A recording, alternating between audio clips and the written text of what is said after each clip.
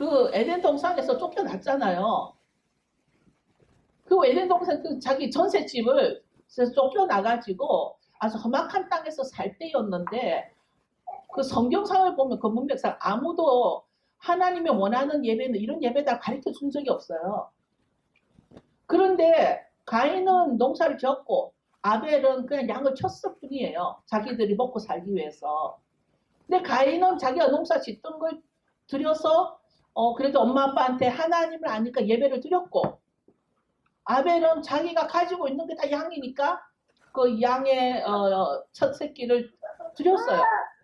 그런데 결과는 너무 엄청난 거예요. 가인 예배를 안 받은 거예요. 그래서 우리가 이건 사실은 이거를 그냥 지나가기에는 뭐 가르쳐 주지도 않았는데 가인이 어떻게 알았어? 하고 우리는 불평을 할 수도 있는 말씀입니다. 이제 우리가 점점점 지금 시내산으로 향하고 있어요. 지금 시내산으로 지금 가고 있는 과정입니다. 그러면 우리가 왜 이 옥순절이 이렇게 중요하며 이 그 출애굽기에서 정말 시내산에서 일어났던 일이 왜 중요하냐면 오늘날 우리가 말하는 바이블 그거를 헬라어로 어떻게 하냐면 타 비빌리아 똑같은 거예요. 근데 사실은 바이블이 무슨 뜻이냐면 우리는 성경이라는 말로 할 수 있지만 사실은 책들이라는 뜻이에요. 책들.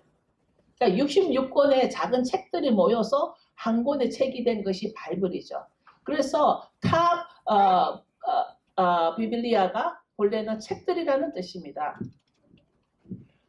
사실은 샤봇 그 77절이죠. 7번에 7번 7일에 7번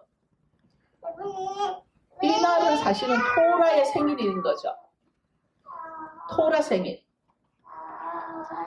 77절을 준비하면서 제 경우 먼저 성경의 파운데이션이 되는 모세 오경에 대해서 좀 나눠야겠다는 생각을 했습니다. 제가 이전에는 창세기 설교를 아주 창세기 강의도 많이 하고 했었는데 어느 날 한동안 또 창세기를 다룰 줄 안 했지만 이제 그 성경의 파운데이션이 모세 오경이기 때문에 이 그 77절을 맞이해서 좀 이걸 나누기로 합니다. 우리가 토라를 논한다면 가장 성경에 기초되고 뼈대가 되고 파운데이션이 되는 거죠. 그런데 이 토라가 어떤 랭귀지로 쓰여졌을까? 토라는 어떤 랭귀지로 쓰여졌죠? 히브리어와 아람어로 쓰였죠. 그죠? 근데 그래서 우리는 그 토라 하면 그 배경이 히브리 뿌리로 돌아간다는 거예요. 히브리 뿌리. 근데 히브리 뿌리의 사고방식과 그 어느 날 그 알렉산더 대왕의 영향으로 이 헬라 사상이 아주 뿌리 깊게 와 있어요. 우리에게. 아주 지금 뭐 2000년이 넘었는데도 이 헬라 사상이 특히 성경에 아주 깊이 뿌리 들어와 있거든요. 히브리 뿌리가 더 오래된 역사를 가지고 있음에도 불구하고 히브리 뿌리의 사고방식과 헬라의 신학적 사고방식이 아주 근본부터 다르다라는 걸 우리가 알게 되면 분별력이 생겨요. 우리가 그 근본을 모르기 때문에 분별력이 안 생기거든요. 헬라의 신학적 사고방식에는 그리스 철학이 배경에 깔려 있고 그 제가 2주 전에 설교했던 그 철학의 배경이 깔려 있는 것이 신학에 들어와서 그것이 바로 영지주의적 사상이 교회 안에 많이 들어와 있다. 이제 설교를 한 적이 있죠. 몇 주 전에. 기본적으로 히브리적 사고방식은 히브리적 마인셋이죠. 마인셋. 히브리적 사고방식은 사이클이라고 그러죠. 아주 이거는 여러분들이 귀에 못 닥지 않도록 들었을 거예요. 히브리적 사고방식은 사이클이다. 그 사이클의 중요성을 제가 설명을 드릴게요. 이따가 둥근 원인데 헬라적 사고방식은 라이니언, 일직선이다. 계속 올라가던 거죠. 일직선이다. 이 히브리 뿌리의 사고방식이 중요한 이유가 뭐냐면 이거의 기본 히브리 뿌리의 이 사이클의 기본이 되는 것이 바로 여호와의 절기예요. 여러분 여호와의 절기를 몇 번 드렸어요? 여러분 오순절을 몇 번 드렸어요? 한 번 드리고 안 드렸어요? 우리 교회만 보면은 우리 원룸에만 보더라도 교회 창립한 해부터 해마다 드렸기 때문에 10년을 넘어 드렸다라는 셈이 됩니다. 해마다 반복되는 거죠. 여호와의 절기가 아주 중요한 이유가 뭐냐면 빛이신 빛, 라이트.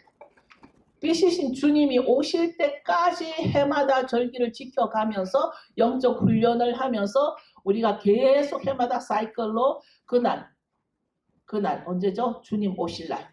주님 오실 날을 준비하는 것이 항상 그 주님을 모든 절기에는 다 주님이 들어있어요. 모든 절기의 주인공은 다 예수님이에요. 예슈아. 그리고 오늘 제가 예슈아 하마시약 찬양을 한 게 정말 주님이 메시아시다 그거잖아요. 예슈아 하마시약. 주님이 메시아이시다. 예슈아가 메시아이시다. 그래서 우리는 빛이신 그 주님이 실제로 실제 모습으로 우리에게 다시 재림으로 오실 때까지 우리는 해마다 절기를 지켜가면서 영적 훈련을 하면서 우리는 주님 오실 그날을 준비하고 기다린다는 것입니다. 절기는 우리에게 주신 하나님의 시간과 하나님이 천지를 창조하시면서 가장 먼저 창조하신 것이 태초라는 타이밍이에요. 타이밍. 태초라는 시간 개념이에요.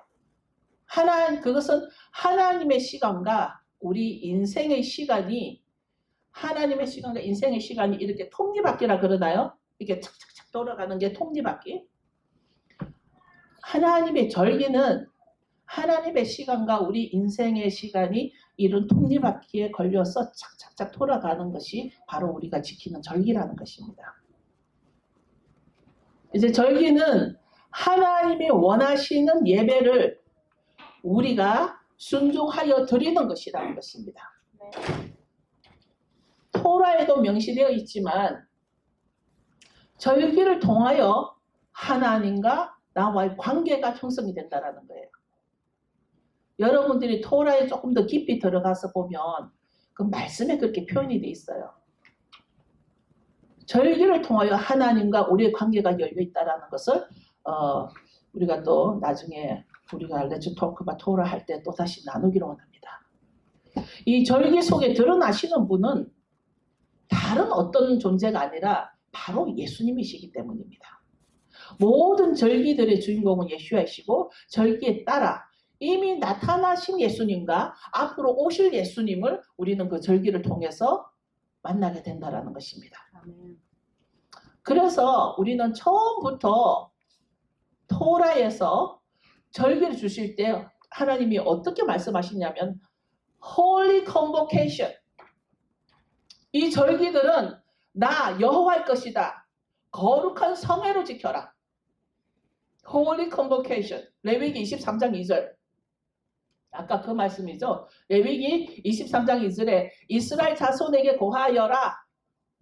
너희가 공포하여 성회를 삼을 여호와의 절기는 이러하니라. 여호와의 절기는 이러하니라 하고서 7절기가 쫙 나오죠. 그 뒤에. 근데 먼저 이게 중요한 부분이 뭐냐면 공포하여 Holy Convocation. 성회를 삼아라. 아주 큰 성회라는 것은 아주 큰 그 게더링이죠. 게더링. 그런데 오늘날 많은 교회들이 발달이 되고 많은 신학문이 발달되고 많은 목사님들도 이렇게 나와 있던 이때에 교회 이름으로 이 절기들이 오해가 많이 들어와 있어요. 아주 오해가 많이 들어와 있어요. 그래서 오늘 사도 바울의 가르침이 사도 바울은 토라 학자 중에 토라 학자예요. 그죠? 그런 토라 학자이신 사도 바울이 로마서에서 뭐라고 그랬냐면 로마서 14장 6절이죠. 어떤 날을 더 중요하게 여기는 사람도 주님을 위해서 그런 생각을 하는 것이고 어떤 날을 더 중요하게 여기는 것도 또 어떤 음식이나 다 먹는 사람도 주님을 위해 먹는 것이다. 그는 음식을 먹을 때 하나님께 감사한 마음을 갖습니다. 음식을 가려 먹는 사람도 주님을 위해서 그리하며 그 사람도 하나님께 감사한 마음을 가진다. 이게 무슨 말이냐면 어떤 사람이 안식일을 지키든 어떤 사람이 절기를 지키든 어떤 사람이 뭐 칠칠절을 지키든 이게 모든 어떤 날을 중요하게 여기는 그 사람은 주님을 위해서 그런 생각을 하니까 다른 사람이 폄하하지 말라는 뜻입니다. 근데 로마서 14장 4절에 보면 조금 더 자세하게 설명이 되어 있는데요. 여러분이 누구이기에 남의 종을 판단하냐? 로마서 14장 4절. 그가 서 있든지 넘어지든지 그것은 자기 주인이 관여할 문제이다. 종이 서 있게 된다면 그것은 주님께서 그를 서게 할 수 있기 때문이다. 여러분의 상전은 누구입니까? 여러분의 왕은 누구입니까? 여러분의 주인은 누구입니까? 그러면 우리는 하나님의 종이라면 내가 하나님의 종으로서 하나님의 명령을 지키는 우리들에게 다른 사람들이 우리에게 손가락질 하지 말라는 거예요. 사도 바울의 가르침이 이 뜻이에요. 이 날이 전날보다 낮게 여기거나 혹은 모든 날을 같게 여기거나 모든 날을 같게 여기나니 여러분 사실은 모든 날은 다 똑같습니까? 모든 날은 다 똑같습니까? 똑같지가 않잖아요. 하나님이 정해주신 날이 있다는 거예요. 그것을 뭐라 그래요? 히브리어로? 모아딤. 모아딤이 따로 있다는 걸 우리는 깨달아야 한다는 것입니다. 모든 날이 다 같은 날이 아니라는 얘기예요. 그래서 조금 보충 설명을 위해서 갈라디아서 4장 8절 한번 볼까요? 갈라디아서 4장 8절에 보면 그러나 너희가 그때에는 하나님을 알지 못하여서 지금 하나님을 몰랐던 이방인들에게 하는 얘기죠. 하나님을 알지 못하여 본질상 하나님이 아닌 자들에게 종노릇 하였더니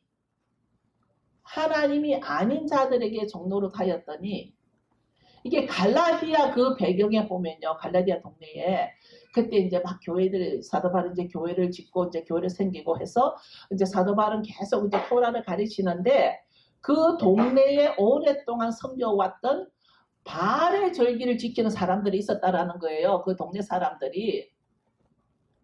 그러니까 이제 여기 말씀을 쭉 보면은 뭐라고 돼 있냐면 이제는 너희가 하나님을 알 뿐더러 하나님이 아신 바 되었으니 어찌하여 다시 약하고 천한 초등학문으로 돌아가서 다시 저희에게 종노를 하려 하느냐. 저는요 많은 목사님들이 이 말씀을 가지고 절기를 초등학문이라고 설명하는 거예요. 여기에서 지금 이 문맥을 잘 보시면 특별히 그 히브리 그 영어 성경을 잘 보시면요. 우리는 하나님의 종이에요. 그런데 여기에서 너희는 그때는 너희가 예수님 믿기 전에는 영접하기 전에는 하나님을 알지 못하여 본질상 하나님의 진노의 대상이었다. 그런데 하나님이 아닌 자들에게 종노릇 했다. 그건 무슨 말이야? 하나님이 아닌 자들에게 종노릇 했다. 그때는 바알, 결국 이제 지금까지도 그 바알의 절기가 내려오는 것 중에 하나가 뭐죠? 부활절. 부활절은 그 이스터가 세미라미스에서 나왔고 세미라미스는 니무라스에서 나온 게 바알의 신이죠. 그러니까 바알의 절기들을 지켰다라는 거예요. 하나님이 아닌 것에 너희가 날과 달과 절기와 해를 삼가 지키니 내가 너희를 위하여 수고한 것이 헛될까 두려워하노라. 하나님이 말씀하신 레위기에 나오는 그 토라에 나오는 여호와의 절기를 가리켰는데 이 사람들은 그 다른 날을 지킨다는 거죠. 달에 관여된 거라든가 해에 관여된 거라든가 이런 것으로 이 말씀 때문에 여호와의 절기를 폄하하는 사람도 많고 또 어떤 사람은 사도 바울의 가르침과 예수님의 가르침을 아주 혼동스러워하는 거예요. 다 같은 맥락인데, 다 같은 문맥이고, 다 같은 티칭인데, 사도 바울은 뭐 절기를 이렇게 하지 말라고 했고, 예수님은 뭐 절기를 지키라 그러고, 예수님 실제로 모든 절기 다 지키셨고, 이거를 똑바로 안 가르치니까, 성경대로 안 가르치니까, 이거를 자꾸만 신학적으로 가르치다 보니까 말이 안 맞는 거예요. 이 말은 날과 달과 절기와 해를 지키는 것은 아주 성경적인데, 갈릴리 동네 사람들은 여호와의 절기를 지키지 않고 옛날 달과 해를 어떤 점성술적인, 그때 고대 근동 쪽에는 점성술이 발달됐었죠. 점성술 절기나 발의 절기를 지키고 있었다라는 것을 여러분 기억하시면 이해하는 데 도움이 될 겁니다. 이제 77절에 모세는 출애굽한 유대인과 개종한 자들을 대표해서 하나님으로부터 말씀을 듣기도 하고 받기도 했다라는 것입니다. 십계명은 누가 쓰셨죠? 십계명은 하나님이 직접 써주신 것입니다. 그런데 하나님이 직접 써준 것은 십계명밖에 없는데, 오늘날 우리는 이 모세 오경을 토라라 그래요. 그리고 기록에는 창세기도 모세가 쓴 걸로 돼 있고, 레위기도 모세가 쓴 걸로 돼 있고, 뭐 신명기도 모세가 쓴 걸로, 이게 그래서 모세의 책이라 그래요. 그런데 모세 오경은 시내산 정상에서 모세와 하나님이 만나서 40일 주야로 하나님 앞에서 말씀을 들었어요.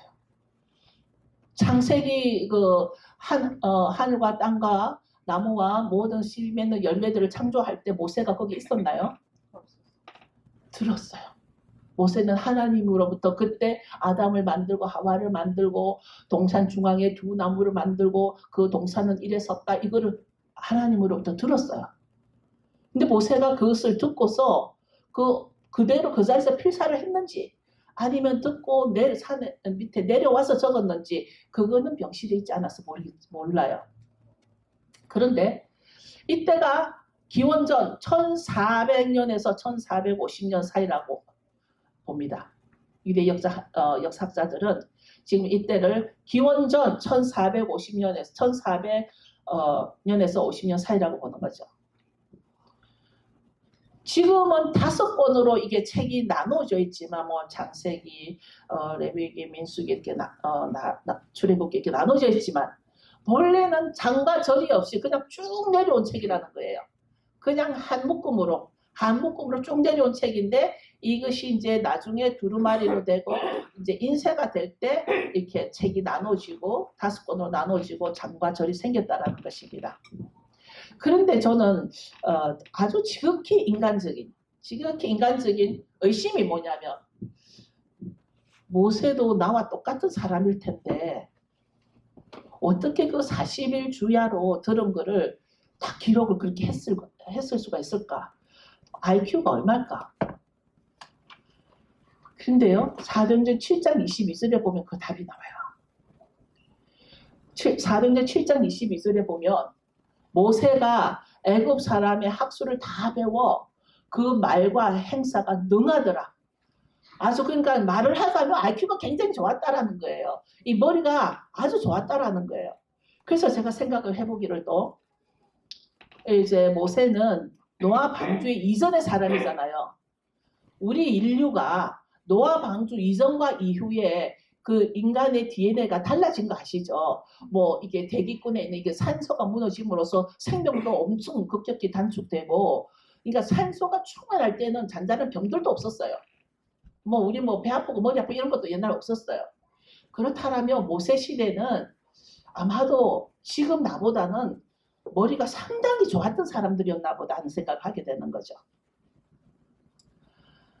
그래서 출애굽을 하면서 여호와가 명하신 모든 말씀을 우리가 준행하리다라고 말씀했어요.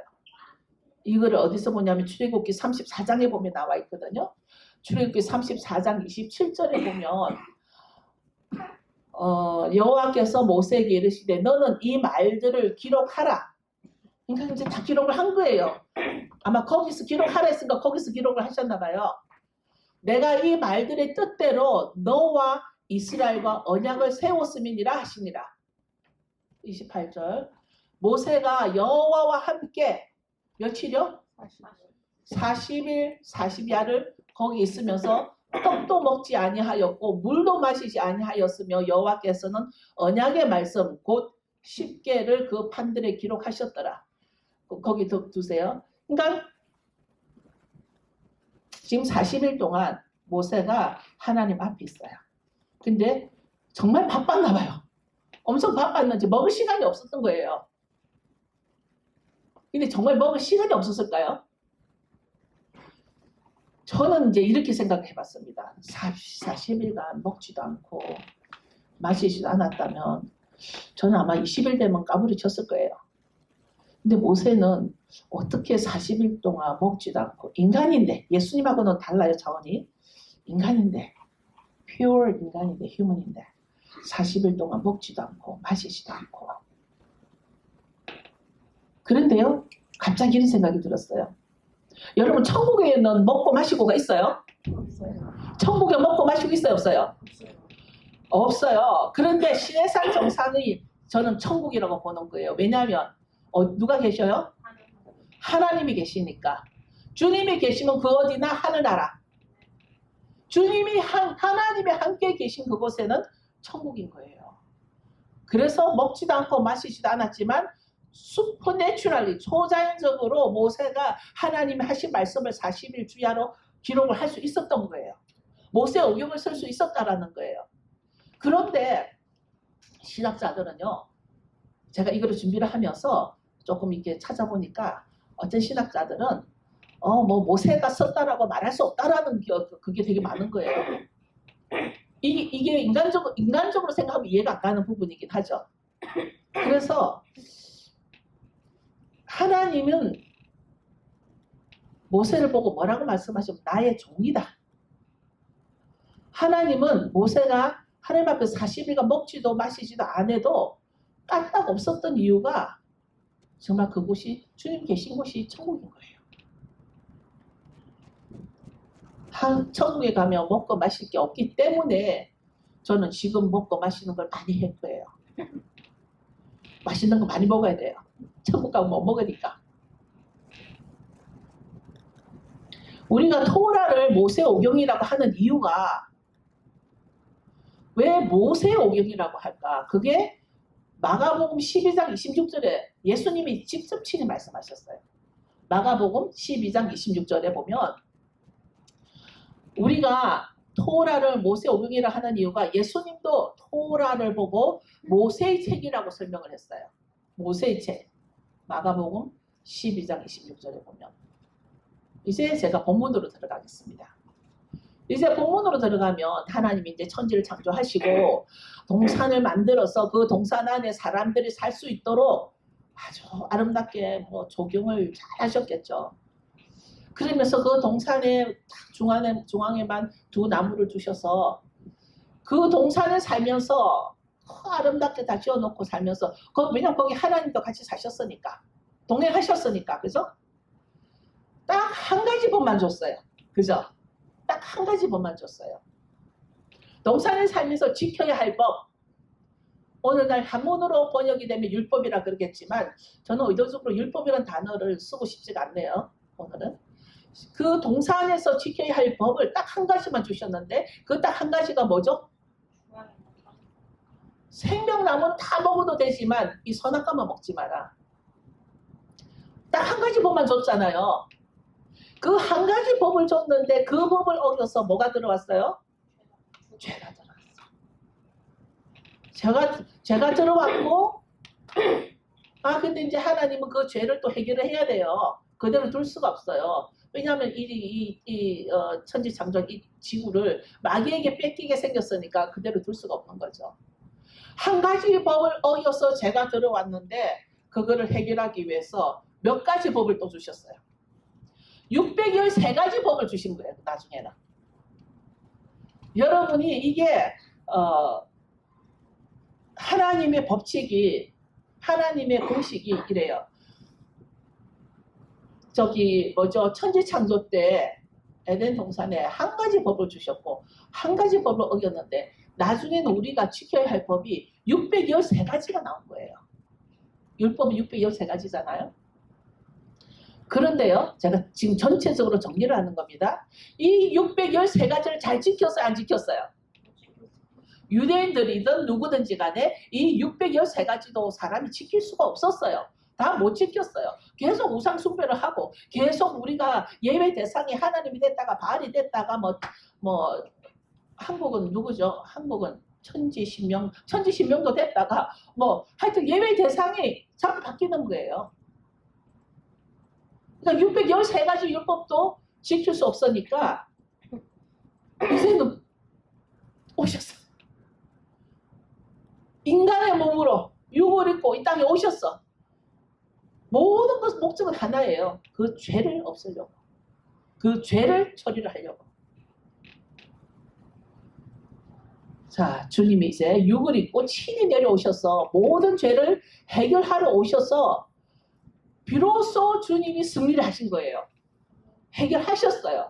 마귀로부터 3일 낮, 3일 밤 요나가 고래 뱃속에 있었던 그와 같이 그래서 예수님이 내가 보여줄 표적은 요나 표적밖에 없다는 것이 주님이 이 땅에 오셔가지고 그 음부로 내려가셔서 뭐를 가지고 마귀로부터 열쇠를 받아온 거예요. 그 아담이 지은 죄 해결을 위해서. 자, 주님이 육을 입고 친히 내려오셔서 모든 죄를 해결하러 오셔서 승리하셨는데 자, 잘 들어보세요. 굉장히 트릭해요, 제가 지금. 저는 여러분을 속일 수 있어요, 지금. 보세요. 모든 죄를 해결하러 오셔서 승리를 하신 주님. 그러나 모든 사람을 위한 것이 아닌 거 아세요? 모든 사람을 위한 것이 아니에요. 우리 모두는 예배를 드릴 수 있지만 모든 예배를 주님이 다 받으시는 것은 아니다. 우리 그래서 오늘 창세기 4장을 나눈 거예요. 우리 모두는 예배를 드릴 수 있어요. 그러나 모든 예배를 다 받으시는 것은 아니다. 우리가 오순절날 우리 아이들이 키코 아바 히브리 송을 할 거예요. 오늘 마치고 연습을 하겠지만 요한복음 3장 16절에 키코 아바 하나님께서는 세상을 사랑하여 독생자를 주셨다. 아멘. 맞아요. 그죠? 이는 누구든지 whoever 누구든지 그의 아들을 믿는 사람은 멸망치 않고 영생을 얻게 하려 합니다. 믿지 않는 사람은. 그죠? 그래서 모든 사람이 예배를 다 받는 건 아니라는 거예요. 다시 한번 누구든지 그의 아들을 믿는 사람은 멸망치 않고 영생을 얻게 하려 합니다. 결국은 키코 아바도 누구든지 그의 아들을 믿는 사람에게만 주어졌다는 것입니다. 모든 영생은 누구에게 주어졌다고요? 그의 아들을 믿는 사람에게 주어졌다는 거예요. 우리가 오늘 예슈아 하마시아 찬양했어요. 예수님이 메시아이시다. 우리는 지금 아까 굉장히 이게 흥겨웠죠. 예슈아 하마시아. 저도 막 몸만 따라오면 춤을 추겠어. 예슈아 하마시아 정말 주님이 메시아이시다. 이거 춤을 추고 싶은데 몸이 안 따라가줬어요. 이스라엘에서는 예슈아 하마시아를 할 수 있어요, 없어요? 안 받아줘요. 아직 안 받아줘요. 이스라엘 시민권을 주지를 않아요. 아무리 유대인이라도. 예슈아 하마시아가 아무 데서나 선포하고 노래를 부를 수 있는 곡이 아니라는 것입니다. 아들을 믿지 않는 사람에게는 이 예배, 영생이 해당이 없다라는 것입니다. 그래서 우리는 그의 아들을 믿는 자는 누구이고 믿지 않는 자는 누구인가? 그럼 오늘날 창세기 때는 가인이 곡식을 드려서 안 받으시고 아벨은 둘째 아들인데도 뭐죠? 양을 드리니까 하나님 받으셨어요. 근데 오늘날에도 하나님이 받으시는 예배가 있고 안 받으시는 예배가 있다라는 것을 요한복음 3장 16절에 정확하게 설명을 하고 있다는 겁니다. 그의 아들을 믿는 자는 우리가 이제 믿는다? 그의 아들을 믿는 자에게는 그 아들의 뜻대로 행하는 자라야 한다는 것입니다. 맞나요? 네. 그 아들을 믿는 자라고 한다면 난 예수님을 믿어. 내가 입으로 선포했어. 그럼 내 행동은 그 예수님이 원하는 뜻대로 살아야 된다는 거예요. 요한 1서 2장 4절입니다. 이거 제가 지난주에 어떤 그 자매를 좀 도움이 필요해서 1대1로 잠시 시간을 보내면서 그 자매에게 이걸 설명을 하면서 오늘 나누는 겁니다. 저를 안 오라 하고 예수님을 안 오라 하고 그의 계명을 지키지 아니하는 자는 거짓말하는 자다. 진리가 그 속에 있지 않다. 이 사람들이 자꾸만 기도해서 듣고 싶고 우리 교회가 이제 뭐 예언이 많이 풀어지는 교회다 보니까 듣고 싶고 보고 싶고 자기도 막 예언을 하고 싶고 그런 거예요. 그런데 대부분 이 자매들이 뭐를 안 하냐면 말씀을 안 읽어요. 그래서 제가 물었어요. 왜 그러려고 하냐? 왜 보려고 하냐 물었더니 하나님의 뜻을 알기를 원한다라는 거예요. 하나님의 뜻은 이미 기록된 글로 보내줬어 우리한테. 계명이라는 게 있어. 성경이라는 게 있어. 성경을 읽어. 그랬더니 이제 고백하기를 난 성경을 안 읽었다 그러는 거예요. 제가 여러분에게도 권면합니다. 듣고 싶고 보고 싶으면 먼저 말씀부터 읽으셔야 돼요. 오늘 지금 요한일서에서 말한 대로 저를 안 오라 하고 그의 계명을 지키지 아니하는 자는 거짓말하는 자요. 진리가 그 속에 있지 아니하되. 이것은 무슨 말이냐면 안다라는 것은 믿는다는 것이고 믿는다고 하면서 계명을 지키지 않는 자는 거짓말하는 자다라는 것을 말하고 있는 것입니다. 이 진리가 그 속에 없다. 그의 아들을 믿는 자는 그분이 원하는 것을 실행한다는 것입니다. 예배도 그분이 원하는 예배를 드려야 한다는 것을 깨달아야 한다는 것입니다. 그분이 원하는 예배가 뭐냐고 그것도 성경에 다 나와 있어요. 우리가 엎드리고 주여 주여 해도 주님이 받지 않는 예배가 있다는 걸 깨달아야 한다는 것입니다. 마태복음 7장에도 분명하게 나와 있어요. 네가 아무리 주여 주여 해도 나 너 모르니까 가라. 아주 먼 옛날에 전셋집에서 쫓겨난 한 가족이 있었죠. 엄마 아빠가 쫓겨나서 더 이상 동산이 아니고 거친 땅에서 아들 둘을 낳았어요. 아빠 이름은 아담이고 엄마 이름은 하와입니다. 큰아들 이름은 가인이고 둘째 아들 이름은 아벨인데 세월이 흘러 오늘 본문을 보면 세월이 흘러 시간이 많이 흘러 그러니까 이 가인과 아벨이 이제 좀 컸다는 얘기죠. 나이가 들었다는 얘기죠. 이 아이들이 잘 자라서 가인은 농사를 지었고 아벨은 양을 치고 살았다. 아빠 엄마한테서 전셋집 주인에 대해서 잘 들었다라는 것입니다. 우리는 누구나 전셋집이에요. 왜냐하면 소유는 하나님 거예요. 모든 세상은 다 하나님께 속했기 때문에 여러분 착각하지 마세요. 이 땅에 잠시 사는 거 전부 다 우리는 전셋집이에요. 네. 가인과 아벨은 그 주인 되시는 하나님께 예배를 드리려고 했습니다. 둘 다 아주 순수한 마음으로 예배를 드릴 준비를 하고 있습니다.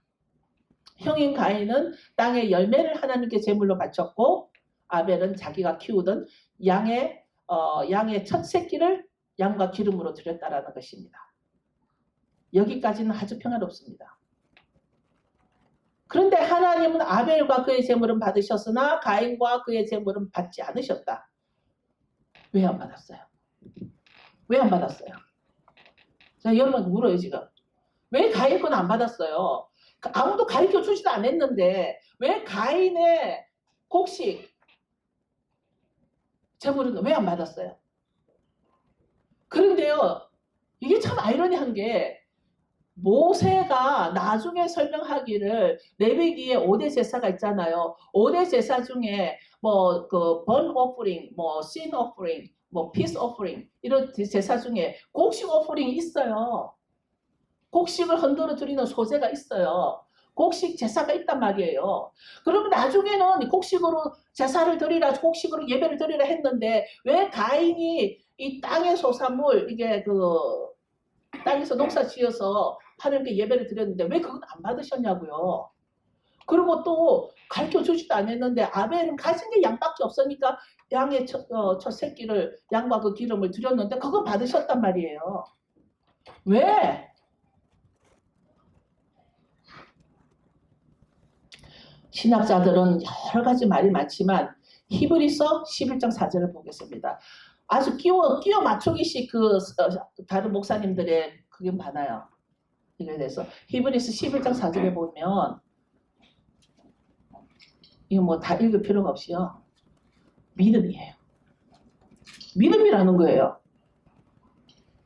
아벨은 가인보다 더 나은 제사를 하나님께 드림으로 의로운 자를 하시는 증거를 얻는다. 그게 뭐 때문에? 믿음이라는 거예요. 아벨의 믿음.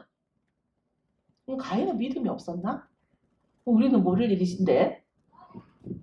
자, 하나님이 그 예물에 대하여 증거하셨다.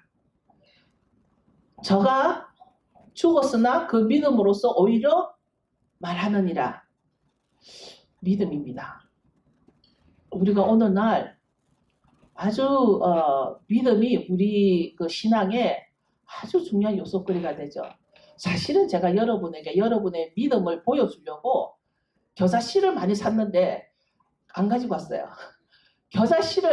겨자씨만한 믿음이, 겨자씨를 제가 사실은 겨자씨를 많이 사놨어요. 지금 여러분에게 드릴 거예요. 여러분의 믿음 사이즈를 보라고. 사실 가인은 농사를 지은 사람이기 때문에 드릴 것은 농산물이었는데 하나님이 그건 안 받으셨어요. 그러면서 오늘 히브리서에서 이건 믿음이다. 그러면서 하나님이 가인에게 뭐라 그러냐면 우리에게 주시는 교훈이에요. 지금 너가 좋은 마음을 품고 있다면 어찌 얼굴을 들지 못하겠느냐. 너가 좋은 마음을 품지 않으면 죄가 너를 지배하려 할 것이다. 죄는 너를 다스리고 싶어 하지만 너는 죄를 다스려야 한다. 정리를 해보면요. 믿음은 어디에서 나오죠? 믿음은 지식에서 나올까요? 믿음은 나의 학벌에서 나올까요? 믿음은 여러분의 기도의 수량만큼 나올까요? 저는요. 오늘 이 믿음은 제가 받은 레벨레이션은 믿음은 마음이라는 거예요. 마음. 여러분의 마음이라는 거예요. 믿음은 마음에서 나오는 것이다. 하나님은 가인의 기본된 마음을 본 것이라는 거예요. 마음을. 그 마음이 바로 그가 믿는 믿음이 되는 것이기 때문입니다. 자, 오늘 이 시간 여러분이 각자의 자기 마음을 잘 한번 챙겨보세요. 그러니까 지금 제가 아주 중요한 말을 하나 하려고 하는데요. 여러분이 11조를 아주 잘 내고 예배를 잘 드린다고 하나님이 받으실 예배가 된다라고 생각하십니까? 이것 또한 출입기합니다. 아니면 믿음을 가지고 드리는 예배인가? 우리가 누구를 하나 볼 수가 있냐면 예수님이 이 바리새인들에게 이 독사의 베이비들아, 아주 새끼라고 하니까 욕이 될 것 같아가지고 이 독사의 베이비들아, 바리새인들은 행위로 자기들이 아주 잘 드리고 있다고 생각하잖아요. 이 바리새인들은요 11조도 여러분보다 더 철저하게 드렸을 거예요. 아마 11조도 잘 드리고 예배도 아주 그 아미다 기도 하루에 8번을 서서 기도 드리는 그거 잘 챙겼을 거예요. 그런데 예수님은 그 바리새인 보고 뭐라 그래요? 여러분도 욕을 해봐요. 독사의 베이비들아. 이 독사의 베이비들아, 독사 새끼지. 왜 그랬을까요? 그 마음을 본 거예요. 그 사람의 마음을 본 거예요. 오늘날 일반 교회나 우리 교회나 마찬가지예요. 교회 안에서 뭐 자기가 11조 좀 잘 낸다고 또 뭐 예배 모든 절기 잘 지킨다고 뭐 한다고, 그런데 내 마음이 하나님 보시기에 믿음으로 보지 않으면 아니에요. 이해되시나요? 예수님이 여러분에게도 이 독사의 새끼들을 할 수 있다라는 얘기입니다. 바리새인, 우리보다 훨씬 의로운 바리새인이 독사의 새끼라고는 얘기를 들었으면 우리는 그보다 더한 욕도 들을 수 있다는 얘기입니다. 왜냐하면 하나님 우리 믿음을 보기 때문이라는 거죠. 자, 가인의 예배를 받지 않으신 것처럼 이런 바리새인의 예배도 주님은 받지 않으셨다라는 것입니다. 뭐가 문제라고요? 믿음이 문제라는 거예요. 그 믿음은 어디서 나오는 거라고요? 마음이라는 거예요. 내 마음이 주님을 신뢰를 하는가? 근데 우리가 일반 신앙생활을 하면서 하나님과 상관없는 예배를 너무나 많이 드리고 있단 말이에요. 지금 하나님과 상관없는 예배 많아요. 진정한 예배자라면 당연히 해야 할 일들을 갖고 당연히 해야 할 11조 당연히 해야죠. 그게 무기가 되어서는 안 되는 거예요.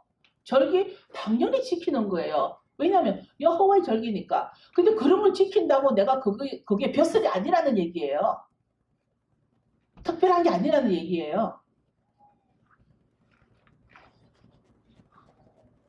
당연히 해야 할 일을 가지고 그것들이 내 신앙의 무기를 삼아서는 안 된다는 얘기입니다. 주님은 내 마음을 보기 때문이라는 얘기예요.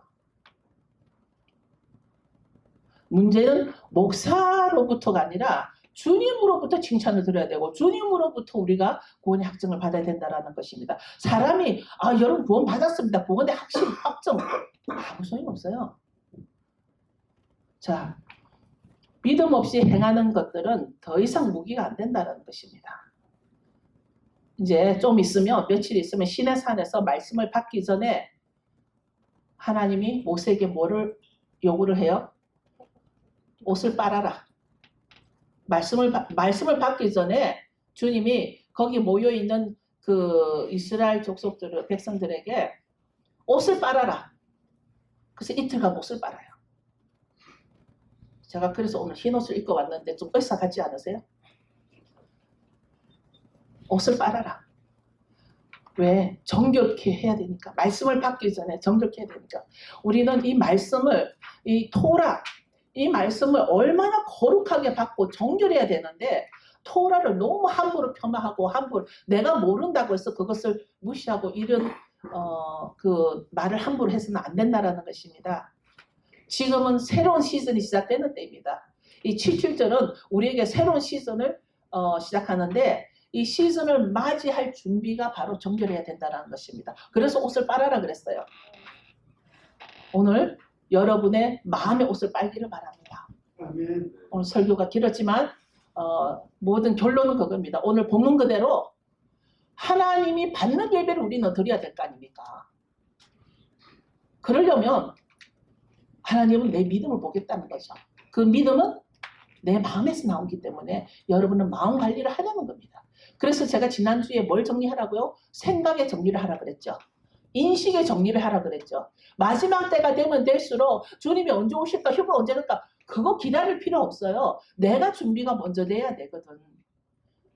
내 생각의 정리를 해야 되고, 그럼 내 마음의 준비가 되어서 옷을 빨아 주님의 말씀을 다시 받아서 또 우리는 행진할 준비를 해야 한다는 것입니다.